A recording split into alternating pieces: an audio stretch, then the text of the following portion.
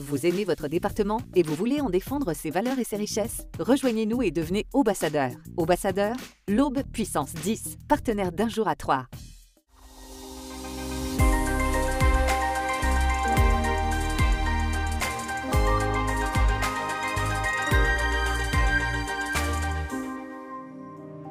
Et dans Un jour à 3, nous allons à la rencontre de Nicolas Granger, un nageur d'exception tant dans les bassins qu'à l'extérieur. Vous allez le voir, il a vaincu 2 cancers avant de glaner plusieurs titres mondiaux.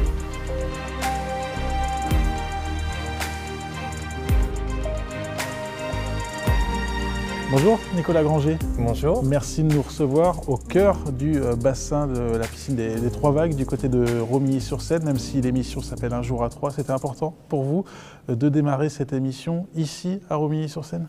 Oui, Romilly, c'est toute ma jeunesse. C'est mon arrivée dans l'Aube. Je suis né à Épernay, mais je suis arrivé très jeune dans l'Aube, à l'âge de 7 ans, quand mon père est devenu directeur de l'ancienne piscine de Romilly, celle qui n'existe plus.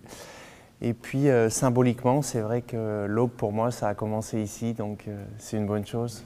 Et au cœur des bassins, évidemment, puisque vous avez passé la majeure partie de votre vie au cœur des bassins. On a ressorti une petite image justement de la piscine de Romilly-sur-Seine, celle qui n'existe plus aujourd'hui. On va ressortir quelques images. Dites-nous en plus par rapport à ces images. Je crois savoir qu'il y a même votre chambre, hein, tout près des bassins. Oui, en fait, là on aperçoit sur cette image ma chambre juste à gauche. Les couloirs, les vestiaires, le plongeoir. C'est vrai que c'est des centaines d'heures, des milliers de kilomètres aussi parcourus dans l'eau.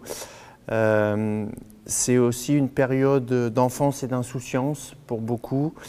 Et puis ça a été au niveau sportif la première période un petit peu faste qui m'a permis de devenir champion de France. Dans cette piscine-là, un jour de battre un record de France. Donc c'est d'excellents souvenirs. Votre approche de la natation avec la ville de Troyes notamment, ça s'est fait également au début des années 70? Il y avait eu en 1975 les championnats de France senior, élite. J'avais pour ambition, j'étais tout petit, 8 ans, d'aller chercher Michel Rousseau pour qu'il me donne sa médaille de vainqueur du 100 mètres nage libre. Et donc à l'époque, je suis allé le voir et il m'a donné sa médaille de vainqueur du 100 mètres nage libre. Comme pour beaucoup, la natation à 3, c'était Pierre Voëflé, la cerise.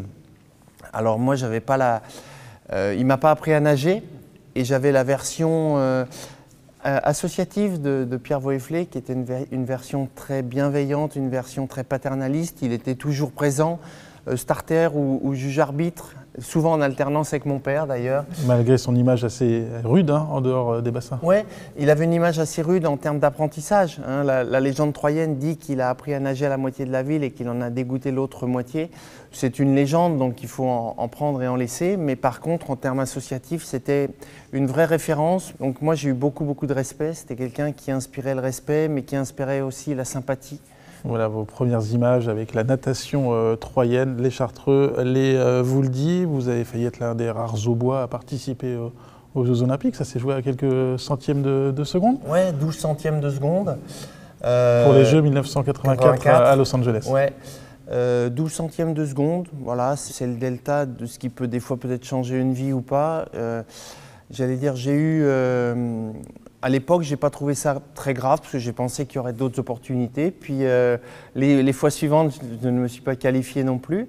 Donc les Jeux Olympiques, ça aurait été un petit peu ce qui peut manquer à ma carrière. Mais finalement, j'ai fait bien d'autres choses. Et puis j'ai été élevé avec un certain nombre de valeurs et notamment mon grand-père qui me disait qu'il ne fallait rien regretter.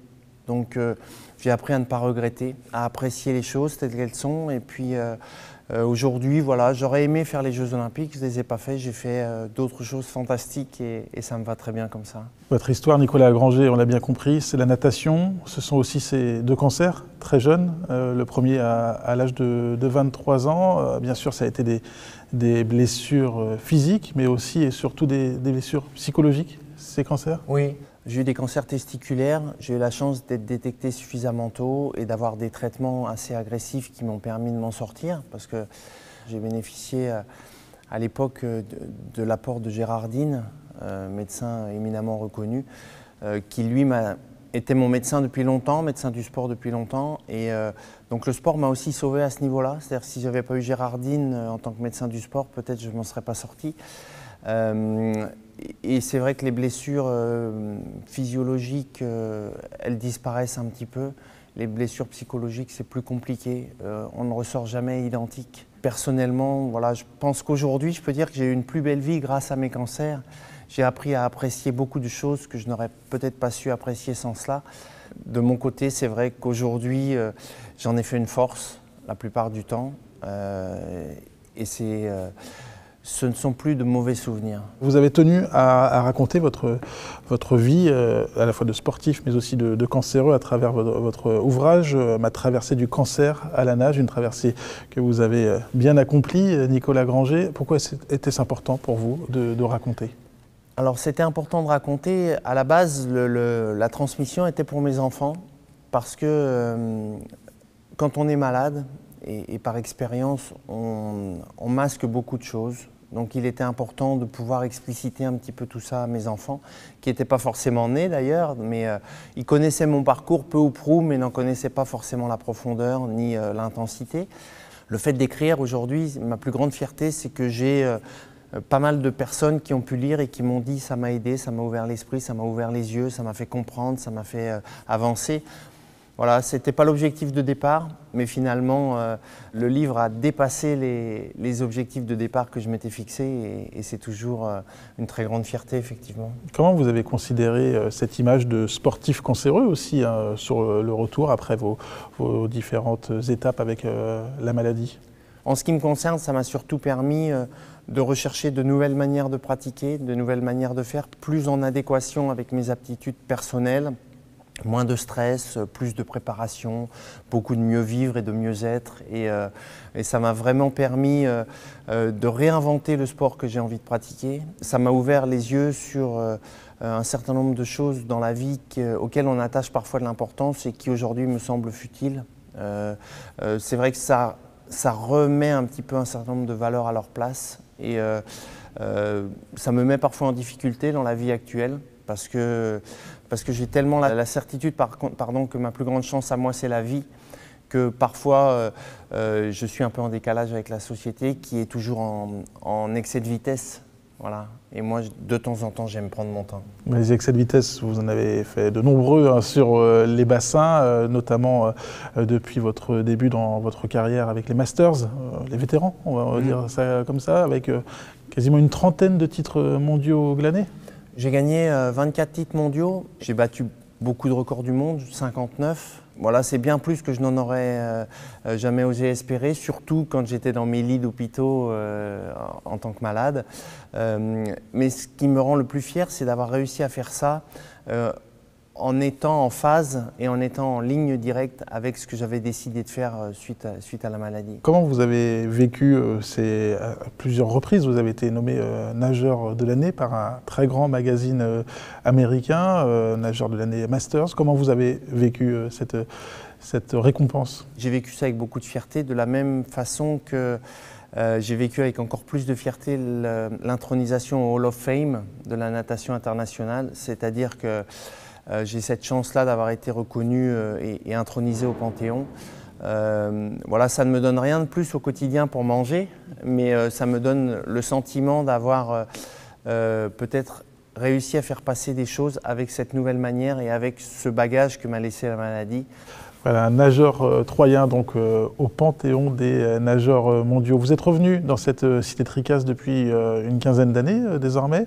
Vous qui êtes marnais d'origine, du côté d'Épernay, c'était important de revenir à Troyes. Vous êtes désormais troyen, on peut le dire. Oui, je suis troyen. C'était important parce que ça correspondait aussi à une opportunité à l'époque professionnelle. Et puis parce que j'avais un petit peu itinéré et que finalement je me sentais bien à Troyes et que je sentais que c'était un département dans lequel j'étais bien. Et puis après, l'opportunité a fait que j'ai pu revenir à Troyes et je l'ai saisi vraiment sans beaucoup réfléchir. En fait, ça s'est fait d'une manière assez spontanée. La vie de Nicolas Granger aujourd'hui, c'est toujours près des bassins, dans les bassins? Alors un petit peu moins ces derniers temps parce que Je suis en train de me réorienter au niveau professionnel, mais c'est forcément dans les bassins, c'est forcément autour du sport, c'est forcément autour des choses simples, des valeurs simples, et ça va continuer comme ça. Vous êtes impliqué localement aussi dans des associations, la Ligue contre le cancer, l'UNICEF aussi. Là aussi, c'est important pour vous? Oui, l'UNICEF, c'est vraiment important. Ça fait 7-8 ans que je travaille avec l'UNICEF au niveau de Troyes. J'essaie très modestement de les aider comme je peux. On a réussi l'année dernière à attribuer un match de l'Estac qui a été fait à l'image de l'UNICEF. Avec notamment le gardien de l'Estac, le club de football troyen, Mamadou Samassa. Pour finir cette émission, Nicolas Granger, lorsqu'on parle de votre vie comme une vie d'extraterrestre, vous êtes d'accord? Alors c'est un peu ce que dit mon médecin. Disons que j'ai conscience d'avoir une vie qui est un peu extraordinaire. J'ai la chance surtout d'être en vie. Je ne suis pas sûr que ce soit fortuit, c'est-à-dire que c'est aussi les valeurs, la richesse de mon éducation, la richesse aussi de mon parcours et puis la capacité parfois à se remettre en question, à avancer quoi qu'il advienne. Qui font que j'ai une vie qui a été extrêmement riche et j'espère bien que ce n'est pas fini. Merci beaucoup Nicolas Granger d'avoir participé à cette émission Un jour à Troyes.